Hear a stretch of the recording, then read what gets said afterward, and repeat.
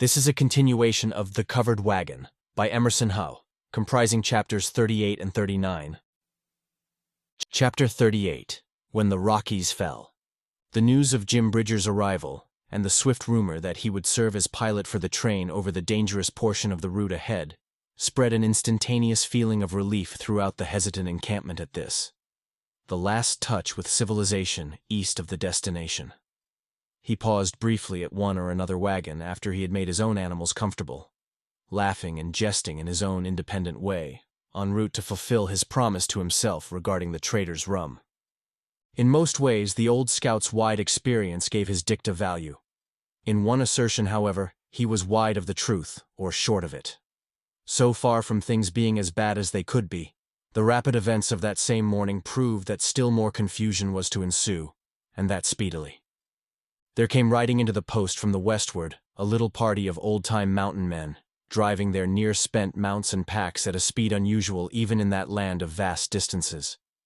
They were headed by a man well known in that vicinity who, though he had removed to California since the fur days, made annual pilgrimage to meet the emigrant trains at Fort Hall in order to do proselyting for California, extolling the virtues of that land and picturing in direst fashion the horrors of the road thence to Oregon, and the worthlessness of Oregon if ever attained.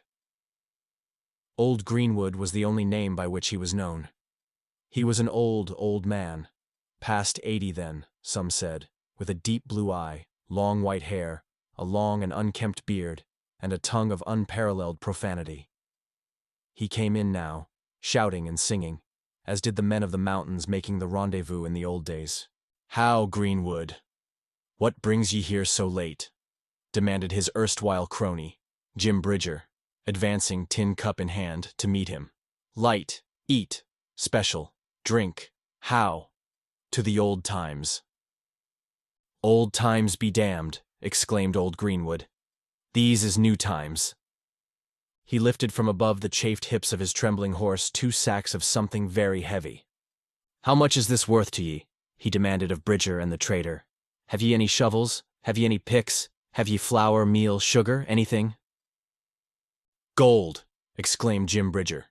Kit Carson did not lie. He never did. And they did not know how much this was worth. They had no scales for raw gold, nor any system of valuation for it. And they had no shovels and no pickaxes, and since the families had come, they now had very little flour at Fort Hall. But now they had the news. This was the greatest news that ever came to old Fort Hall, the greatest news America knew for many a year, or the world, the news of the great gold strikes in California. Old Greenwood suddenly broke out, "Have we left the mines and come this fur for nothing? I tell ye, we must have supplies.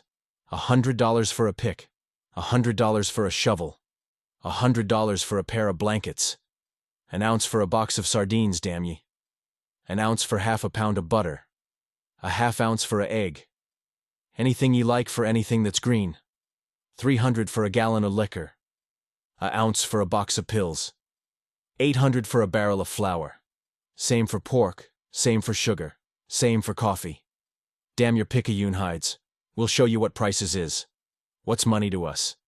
We can get the pure gold that money's made out of, and get it all we want. Hooray for California." He broke into song. His comrades roared in Homeric chorus with him, passing from one to another of the current ditties of the mines. They declared in unison, "Old Grimes is dead, that good old man." Then they swung off to yet another classic ballad. There was an old woman who had 3 sons, Joshua, James, and John. Josh got shot, and Jim got drowned, and John got lost and never was found, and that was the end of the woman's 3 sons, Joshua, James, and John. Having finished the obsequies of the 3 sons, not once but many times, they went forward with yet another adaptation, following old Greenwood, who stood with head thrown back and sang with tones of passion. "Oh, then, Susanna, don't you cry for me. I'm going to California with my washpan on my knee." The news of the gold was out. Bridger forgot his cups, forgot his friends, hurried to Molly Wingate's cart again. "Hit's true, Miss Molly," he cried. "Truer and true hit's self. Yan's men just in from Californy, and they've got 2 horseloads of gold, and they say hit's nothin'. They come out for supplies. They tried to stop Will Banion. They did trade some with Woodhull. They're nigh to Humboldt by now and goin' hard. Miss Molly, gal," He's in ahead of the whole country, and got 6 months by hisself. Lord give him luck. Hit'll be winter, afore the men back east can know. He's 1 year ahead, thanks ter your lie ter me, and ter Kit, and Kit's ter his general. Gold! Ye can't hide hit, and ye can't find hit, and ye can't dig hit up, and ye can't keep hit down. Miss Molly, gal, I like ye, but how I do wish it ye was a man, so's you and me could celebrate this here fittin'. Listen, said the girl. Our bugle. That's assembly. Yes, they'll all be there. Come when ye kin, hell's a-poppin' now. The emigrants, indeed, deserted their wagons, gathering in front of the stockade, group after group. There was a strange scene on the far-flung, unknown, fateful borderlands of the country Senator McDuffie, but now had not valued at $5 for the whole. All these now, halfway across, and with the ice and snow of winter cutting off pursuit for a year, had the great news which did not reach publication in the press of New York and Baltimore until September of 1848. It did not attain notice of the floor of Congress until December 5th of that year, although this was news that went to the very foundation of this republic, which indeed was to prove the means of the perpetuity of this republic. The drunken hunters in their ragged wools, their stained skins, the emigrants in their motley garb, come this far they knew not why, since men will not admit of destiny in nations, also knew not that they were joying over the death of slavery and the life of the Union.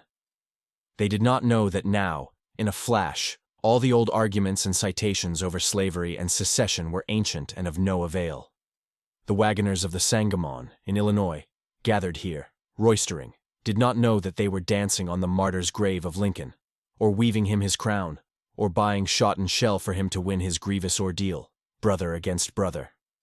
Yet all those things were settled then, beyond that range of the Rockies which senators had said they would not spend $1 to remove.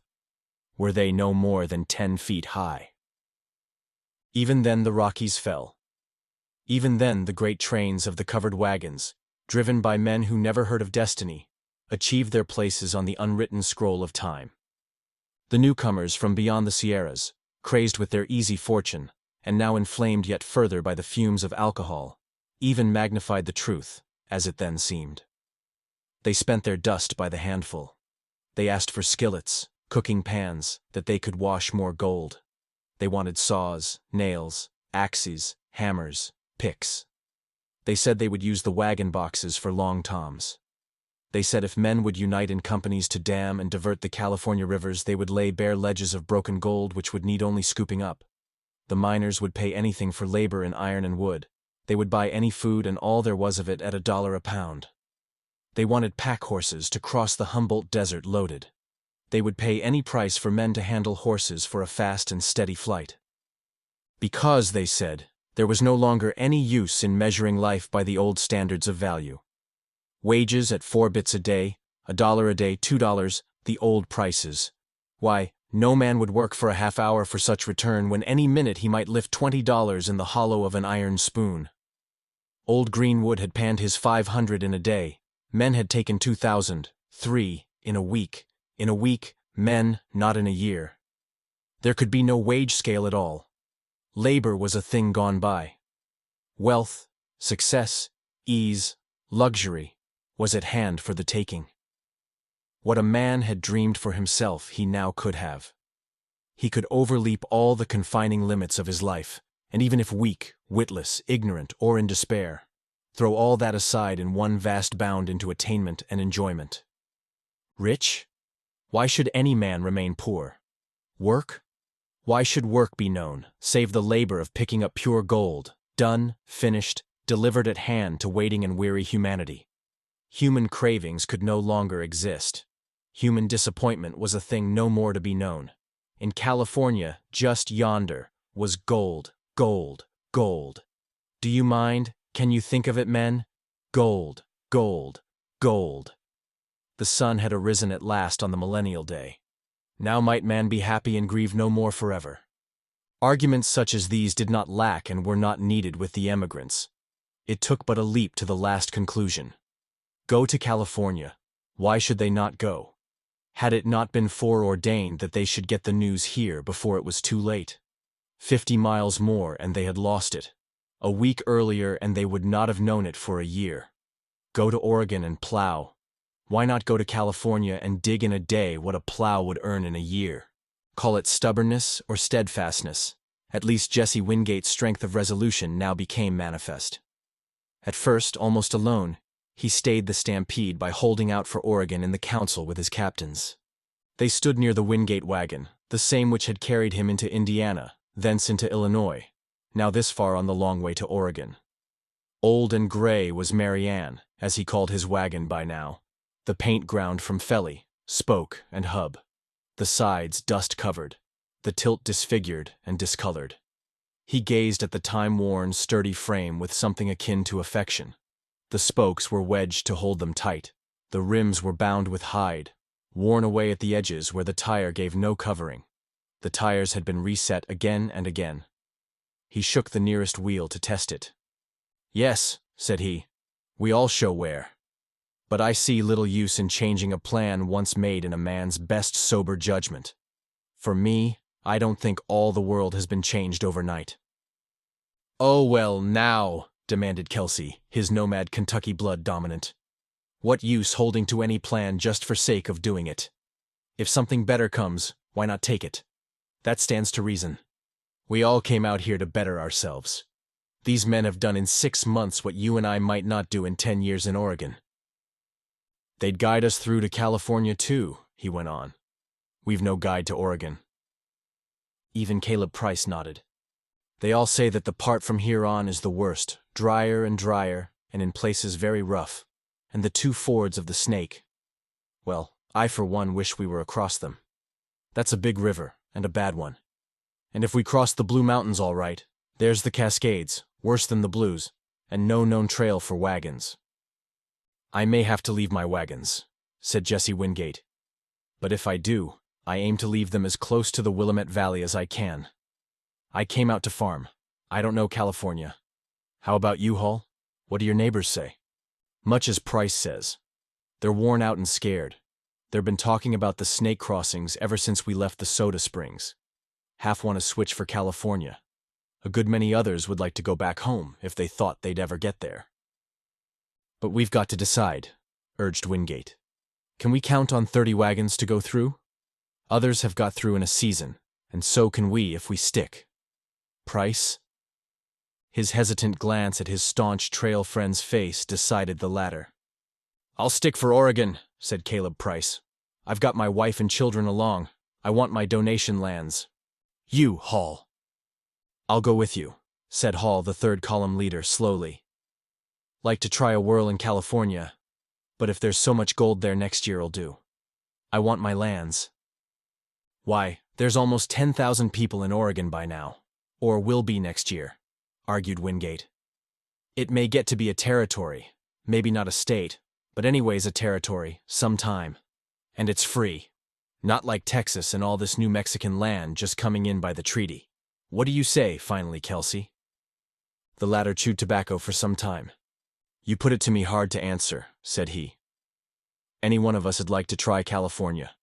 It will open faster than Oregon if all this gold news is true. Maybe 10,000 people will come out next year, for all we know." "Yes, with picks and shovels," said Jesse Wingate. "Did ever you see pick or shovel build a country? Did ever you see steel traps make or hold one? Oregon's ours because we went out 5 years ago with wagons and plows. We all know that. No, friends. Waterways never held a country. No path ever held on a river. That's for exploring, not for farming. To hold a country you need wheels. You need a plow. I'm for Oregon." "You put it strong," admitted Kelsey. "But the only thing that holds me back from California is the promise we 4 made to each other when we started. Our train's fallen apart little by little. I'm ol' Kentucky. We don't rue back, and we keep our word. We 4 said we'd go through. I'll stand by that. I'm a man of my word." Imperiously, as though he were Pizarro's self, he drew a line in the dust of the trail. "Who's for Oregon?" he shouted, again demanded, as silence fell, "This side for Oregon." And Kelsey of Kentucky, man of his word, turned the stampede definitely. Wingate, his 3 friends, a little group, augmenting, crossed for Oregon. The women and the children stood aloof. Sun-bonneted women, brown, some with newborn trail babes in arms, silent as they always stood. Across from the Oregon band stood almost as many men, for the most part unmarried, who had not given hostages to fortune, and were resolved for California. A cheer arose from these. "Who wants my plow?" demanded a stalwart farmer from Indiana, more than 1,500 miles from his last home. "I brung her this fur into this damned desert. I'll trade her for a shovel and make one more try for my folks back home." He loosed the wires which had bound the implement to the tail of his wagon all these weary miles. It fell to the ground, and he left it there. "Do some thinking, men, before you count your gold and drop your plow. Gold don't last, but the soil does. Ahead of you is the Humboldt Desert. There's no good wagon road over the mountains if you get that far. The road down Mary's River is a real gamble with death. Men can go through and make roads, yes, but where are the women and the children to stay? Think twice, men, and more than twice." Wingate spoke solemnly. "Roll out! Roll out!" mocked the man who had abandoned his plow. "This way for California!" The council ended in turmoil, where hitherto had been no more than a sedate daily system. Routine, become custom, gave way to restless movement, excited argument. Of all these hundreds now encamped on the sandy sagebrush plain in the high desert, there was not an individual who was not affected in one way or another by the news from California, and in most cases it required some sort of a personal decision, made practically upon the moment. Men argued with their wives heatedly, women gathered in groups, talking, weeping. The stoic calm of the trail was swept away in a sort of hysteria, which seemed to upset all their world and all its old values. Whether for Oregon or California, a revolution in prices was worked overnight for every purchase of supplies. Flour, horses, tools, everything merchantable, doubled, and more than doubled. Some 50 wagons in all now formed train for California, which, in addition to the long line of pack animals, left the Sangamon caravan, so-called, at best little more than half what it had been the day before. The men without families made up most of the California train. The agents for California, by force of habit, still went among the wagons and urged the old arguments against Oregon, the savage tribes on ahead, the forbidding desolation of the land, the vast and dangerous rivers, the certainty of starvation on the way. The risk of arriving after winter had set in on the Cascade Range, all matters of which they themselves spoke by hearsay. All the Great West was then unknown. Moreover, Fort Hall was a natural division point, as quite often a third of the wagons of a train might be bound for California, even before the discovery of gold. But Wingate and his associates felt that the Oregon immigration for that year, even handicapped as now, ultimately would run into thousands. It was mid-morning of the next blazing day when he beckoned his men to him. "Let's pull out," he said. "Why wait for the Californians to move? Bridger will go with us across the Snake.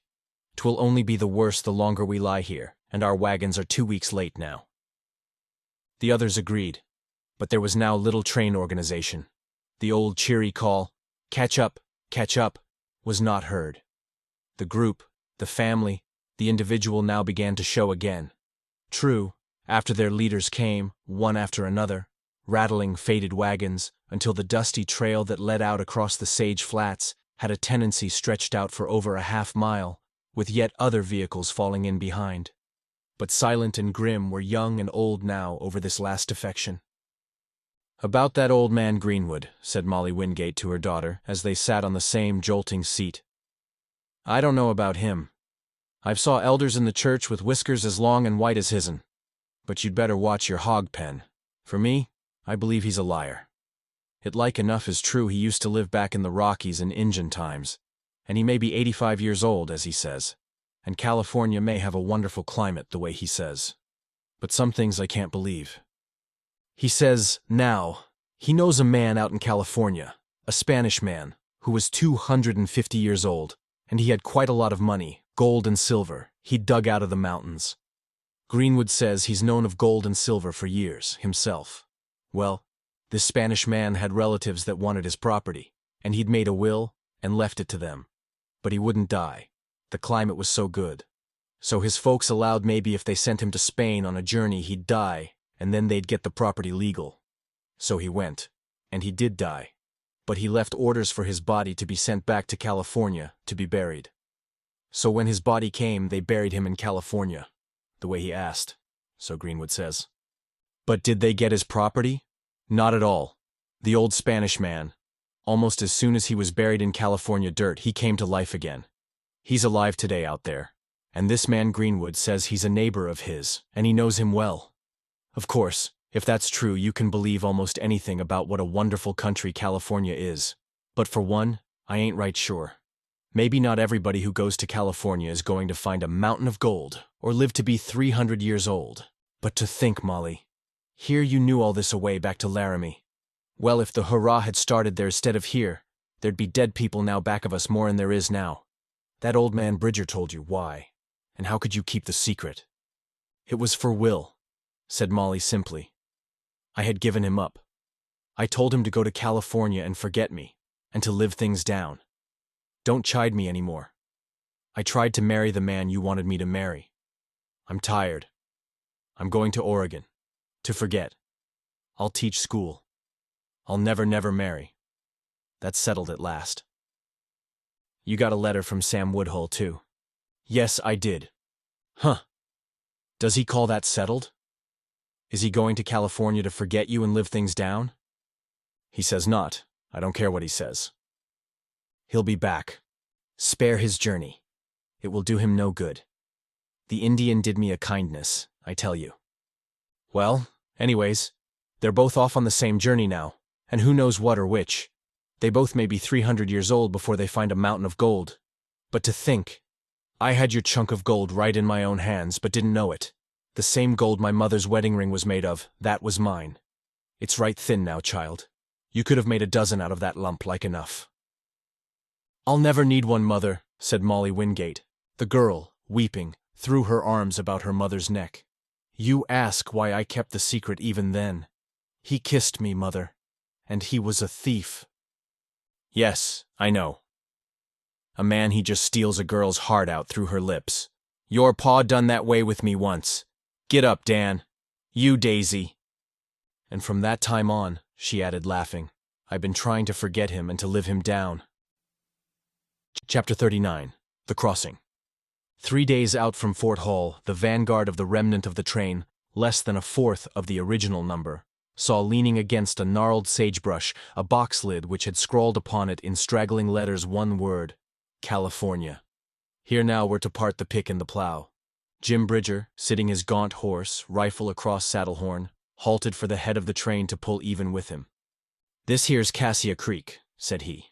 Yon's the trail down Raft River to the Humboldt and across the Sierras to California. A long, dry jump hit is, by all accounts. The Oregon Road goes on down the Snake. Hit's longer, if not so dry. Small invitation offered in the physical aspect of either path. The journey had become interminable. The unspeakable monotony, whose only variant was peril, had smothered the spark of hope and interest. The allurement of mystery had wholly lost its charm. The train halted for some hours. Once more discussion rose. Last chance for California men, said old Jim Bridger calmly. Do we see the tracks? Here's Greenwood come in. Yan's where Woodhull's wagons left the road.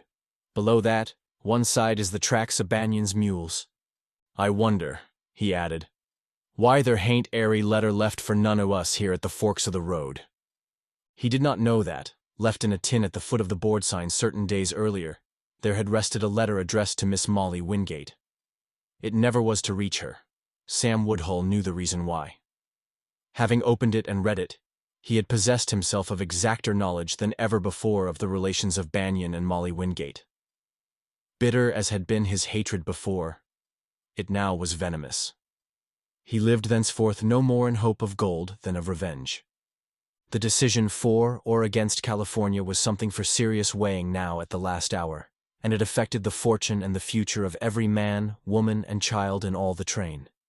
Never a furrow was plowed in early Oregon, but ran in bones and blood. And never a dollar was dug in gold in California, or ever gained in gold by any man, which did not cost two in something else but gold. 12 wagons pulled out of the trail silently, one after another, and took the winding trail that led to the left, to the west and south. Others watched them, tears in their eyes, for some were friends.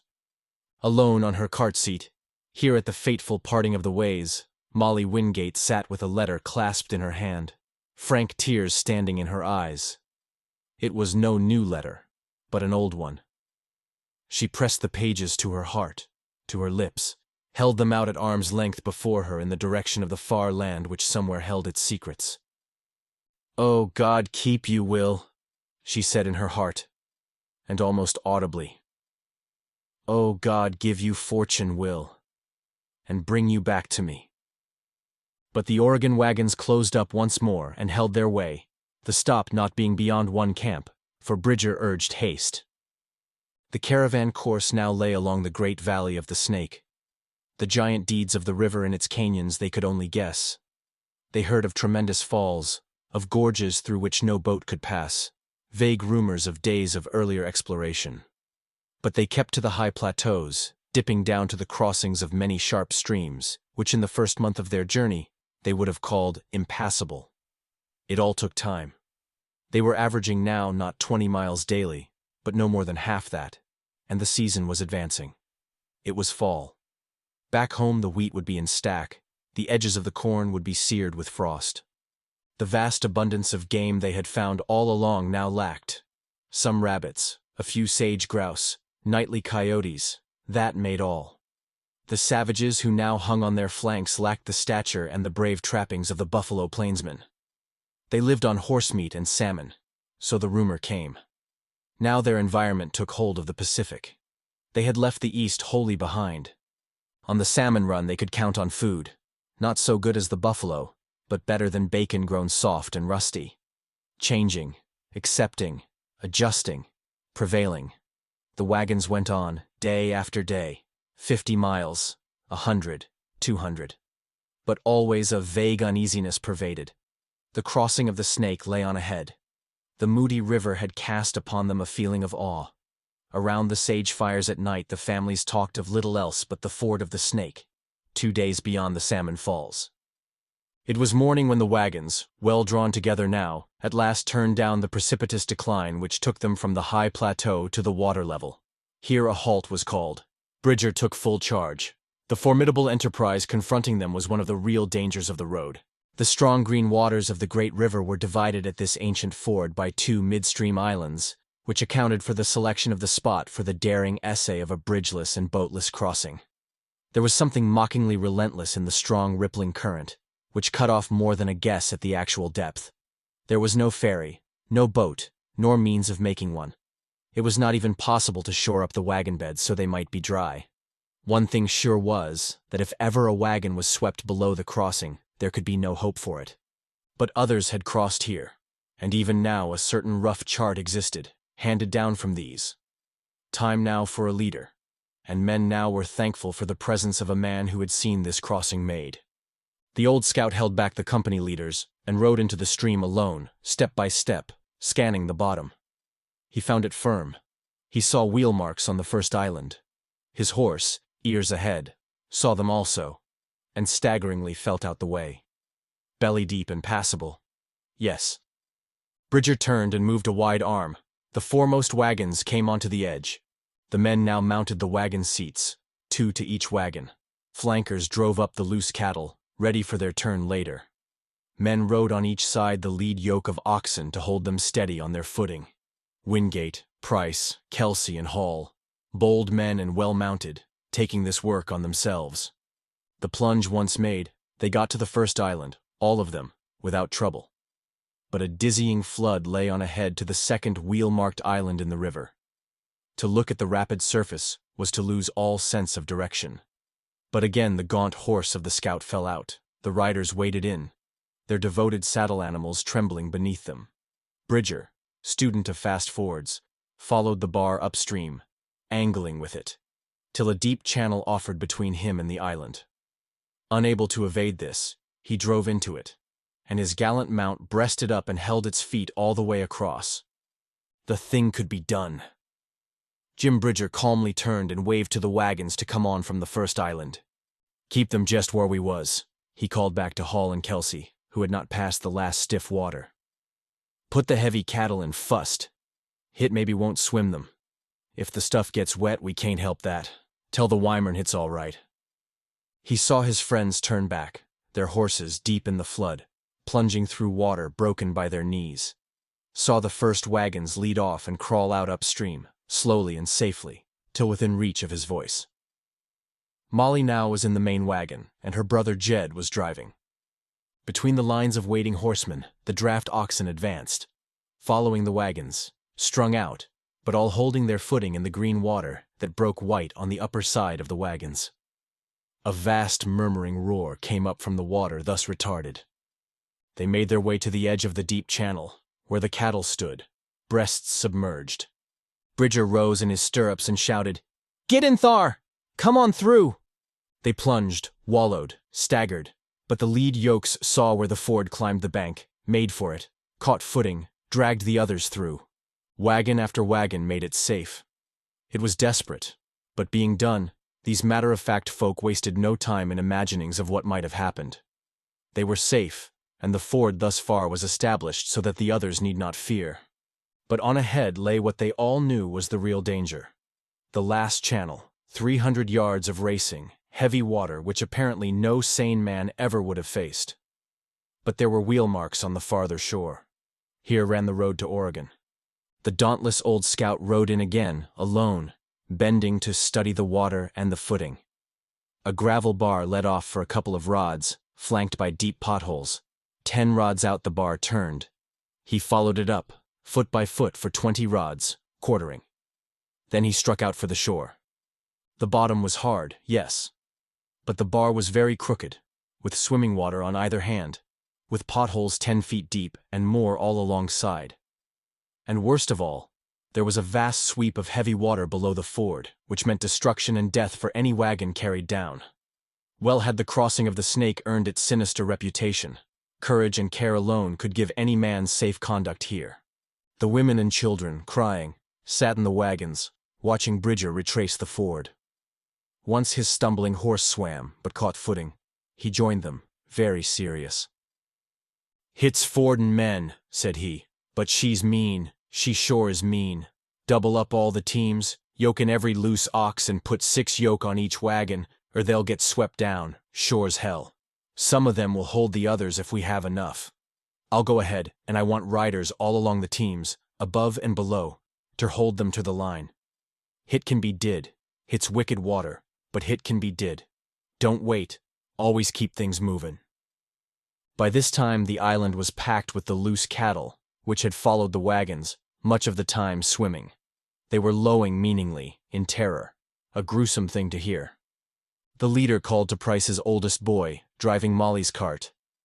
"Tie on behind the big wagon with a long rope, and don't drive in till you see the fust 2 yoke ahead holdin'. Then they'll drag you through anyhow. Hang on to the cart whatever happens, but if you do get in, keep upstream of any animally that's swimmin'. All set, men? Come ahead." He led off again at last, after the teams were doubled and the loads had been piled high as possible to keep them dry. 10 wagons were left behind, it being needful to drive back over the roaring channel, some of the doubled heavy teams for them. They made it well, foot by foot, the cattle sometimes swimming gently, confidently, as the line curved down under the heavy current, but always enough holding to keep the team safe. The horsemen rode alongside, exhorting, assuring. It was a vast relief when at the last gravel stretch they saw the wet backs of the oxen rise high once more. "I'll go back, Jesse," said Kelsey, the man who had wanted to go to California. "I know her now." "I'll go with you," added young Jed Wingate, climbing down from his wagon seat and demanding his saddle horse, which he mounted barebacked.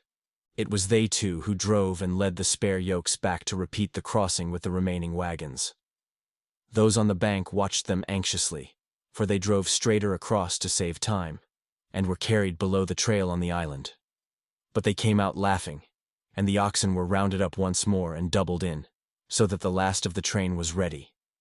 "That's a fine mare of Kelsey's," said Wingate to Caleb Price, who with him was watching the daring Kentuckian at his work on the downstream and more dangerous side of the linked teams. "She'll go anywhere." Price nodded, anxiously regarding the laboring advance of the last wagons. "Too light," said he. I started with 1.5 tons on the national pike across Ohio and Indiana. I doubt if we average 500 now. They ford light. Look! He cried suddenly, and pointed. They all ran to the brink. The horsemen were trying to stay the drift of the line of cattle. They had worked low and missed footing. Many were swimming. The wagons were afloat. The tired led cattle had not been able to withstand the pressure of the heavy water a second time. They were off the ford. But the riders from the shore, led by Jim Bridger, got to them, caught a rope around a horn, dragged them into line, dragged the whole gaunt team to the edge, and saved the day for the lead wagon. The others caught and held their footing, labored through. But a shout arose. Persons ran down the bank, pointing. 100 yards below the ford, in the full current of the Snake, the lean head of Kelsey's mare was flat, swimming hard and steadily, being swept downstream in a current which swung offshore below the ford.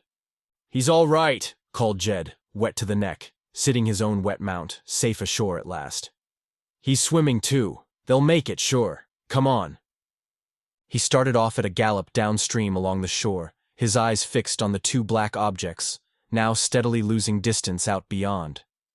But old Jim Bridger put his hands across his eyes and turned away his face. He knew.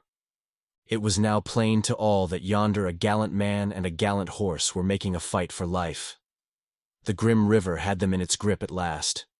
In a moment, the tremendous power of the heavy water had swept Kelsey and his horse far below the ford. The current there was swifter, noisier, as though exultant in the success of the scheme the river all along had proposed. As to the victims, the tragic struggle went on in silence. If the man called, no one could hear him above the rush and roar of the waters. None long had any hope as they saw the white rollers bury the two heads, of the horse and the man, while the set of the current steadily carried them away from the shore. It was only a miracle that the two bobbing black dots again and again came into view. They could see the mare's muzzle flat, extended toward the shore. Back of it, upstream, the head of the man. Whichever brain had decided, it was evident that the animal was staking life to reach the shore from which it had been swept away. Far out in midstream, some confirmation of the bottom turned the current once more in a long slant shoreward. A murmur, a sob of hundreds of observers packed along the shore broke out as the two dots came closer far below. More than 1/4 of a mile downstream a sand point made out, offering a sort of beach where for some space a landing might be made. Could the gallant mare make this point? Men clenched their hands. Women began to sob, to moan gently. When with a shout, Jed Wingate turned his horse and set off at top speed down the shore, some followed him. The horses and oxen, left alone, fell into confusion. The wagons tangled. 1 or 2 teams made off at a run into the desert. But these things were nothing. Those behind hoped Jed would not try any rescue in that flood. Molly stood wringing her hands. The boy's mother began praying audibly. The voice of Jim Bridger rose in an Indian chant. It was for the dead. They saw the gallant mare plunge up, back and shoulders and body rising as her feet found bottom a few yards out from shore. She stood free of the water, safe on the bar, stood still, looking back of her and down. But no man rose to his height beside her. There was only one figure on the bar. They saw Jed fling off, saw him run and stoop, lifting something long and heavy from the water. Then the mare stumbled away. At length she lay down quietly. She never rose. "She was standing right here," said Jed as the others came. "He had hold of the reins so tight I couldn't hardly open his hand. He must have been dead before the mare hit bottom. He was laying all under water, hanging to the reins, and that was all that kept him from washing on down." They made some rude and unskilled attempt at resuscitation, but had neither knowledge nor confidence.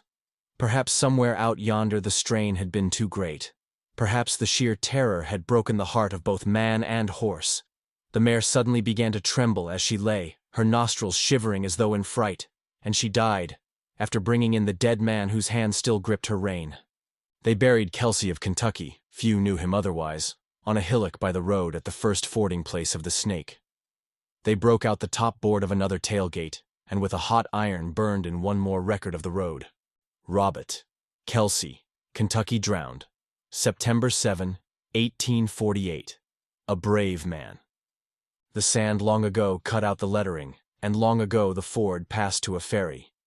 But there lay, for a long time known, Kelsey of Kentucky, a brave man who kept his promise and did not rue back, but who never saw either California or Oregon.